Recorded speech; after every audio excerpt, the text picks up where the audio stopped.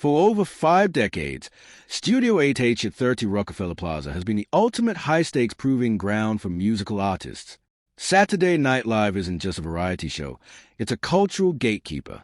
As the saying goes in the industry, SNL is the one stage where you absolutely cannot afford to bomb.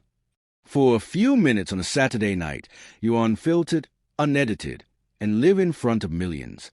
While a great performance can launch a newcomer into the stratosphere, a disaster can act as a permanent anchor. Today, we're looking at the performers who walked onto that stage with momentum and walked off with a career-altering crisis. This is the breakdown of the Saturday Night Live musical guests whose performances changed everything. 1. Sinead O'Connor, The Silence That Shook the World, 1992. In 1992, Sinead O'Connor wasn't just a singer. She was a powerhouse. Her rendition of Nothing Compares to You had made her a global icon. But when she stood on the SNL stage for an a cappella performance of Bob Marley's War, she had a different goal in mind than promoting an album. As she reached the final notes, O'Connor held up a photograph of Pope John Paul II. In a move that left the control room in a state of shock, she ripped the photo into pieces and whispered, "Fight the real enemy." The studio went silent. There was no applause, only the chilling sound of career hitting a brick wall in real time. NBC received over 4,000 angry calls, and producer Lorne Michaels was forced to ban her for life. While O'Connor later explained she was protesting the systemic cover-up of abuse within the Catholic Church, a conversation that proved to be decades ahead of its time, the immediate backlash effectively exiled her from the mainstream pop world. She continued to make music, but she would never again reach the heights of her 1990 peak. 2. Ashlee Simpson, The Jig That Ended an Era, 2004. If Sinead O'Connor's moment was about political defiance, Ashlee Simpson's was about the terrifying reality of the unmasked pop star. In 2004, Ashlee was the edgy alternative to her sister Jessica. But during her second set of the night, things went south. As the band started, the vocals for her first song, Pieces of Me, began playing through the speakers, but Ashlee's microphone wasn't even at her mouth. The world realized she was lip-syncing.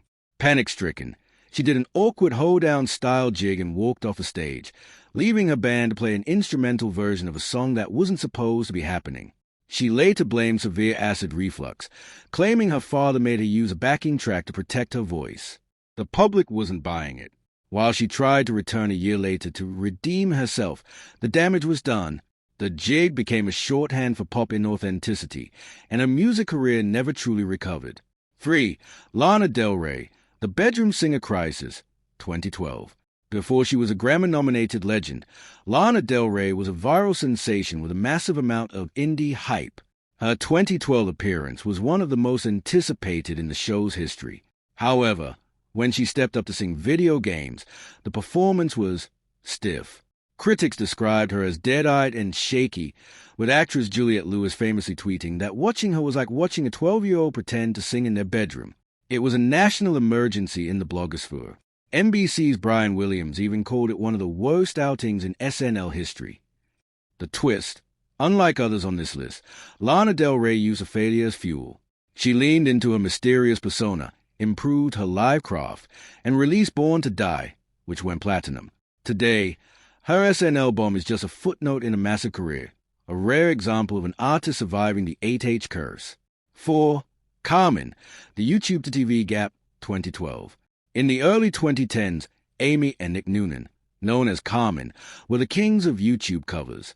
They had lightning-fast raps and quirky energy. But when they made the jump to the SNL stage, that quirkiness felt abrasive to a live audience. Critics panned performance as soulless and stiff, with Spin magazine famously mocking their hip-hop that even Mitt Romney could enjoy. The transition from a controlled YouTube environment to the raw, live energy of Studio 8H proved too wide a gap to bridge. Their albums failed to chart significantly afterward, and the duo eventually went on hiatus, with Amy rebranding as Queen Herbie.